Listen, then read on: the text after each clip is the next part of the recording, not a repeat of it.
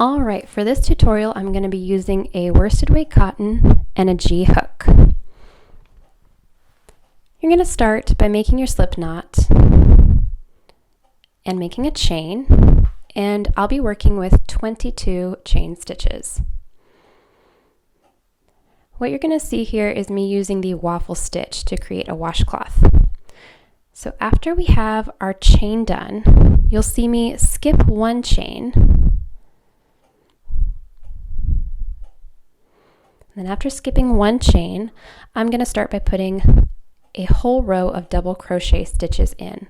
This will leave me with 21 double crochet stitches, and this is a good number because it's going to be wide enough for a washcloth, and it's also a multiple of 3. The waffle stitch needs a number that is divisible by 3, so 21 is a good number. At the end of every row, as you can see here, I chain one and turn, and then the next row here is actually the first row of our pattern. We start by one double crochet stitch, and now I'm doing a front post double crochet. And now we're going to do another normal double crochet stitch. That's the entire repeat of 3 stitches, which is why we needed a multiple of 3 for our stitches. So now we're going to do that again. A double crochet stitch, a front post double crochet, and then another normal double crochet stitch. This is what repeats across this entire second row, and it works out so that you have 2 normal double crochet stitches together with the front post in between them. So here I'm finishing up this row. Feel free to pause this as you need to, but I'm finishing, and again I'm chaining one and turning, and here is the second pattern row.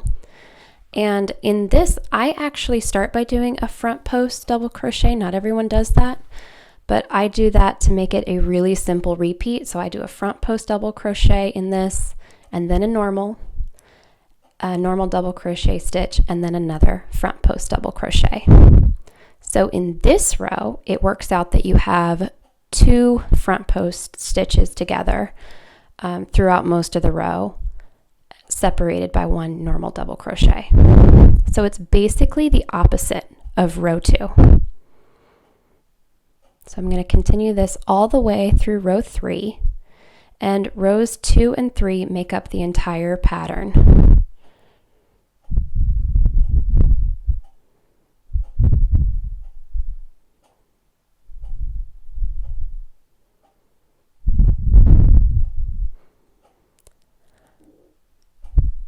All right, here we're finishing row 3, and like I said, after row 1, where we set it up with a row of normal double crochet stitches, the waffle stitch is basically repeating rows 2 and 3 over and over again. You can already see that nice ridge that's coming up, but after a few more repeats of the pattern, it's gonna show up really good.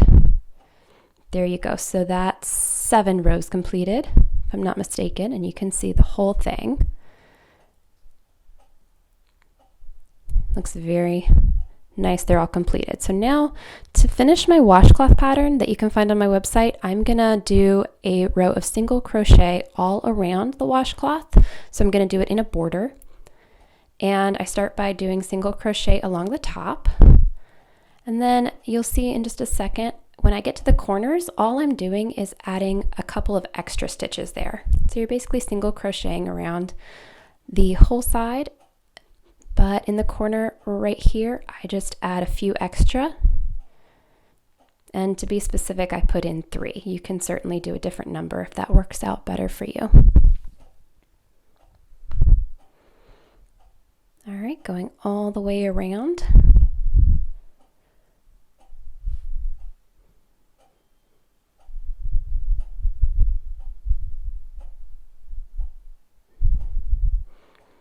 All right, just about done, getting close here.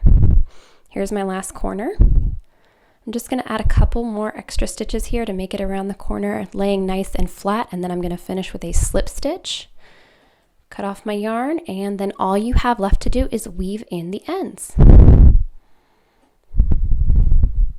This is a wonderful pattern for washcloths because it makes it really thick, squishy, and kind of scrubby, and it just has a beautiful texture. It's a great introduction to this stitch.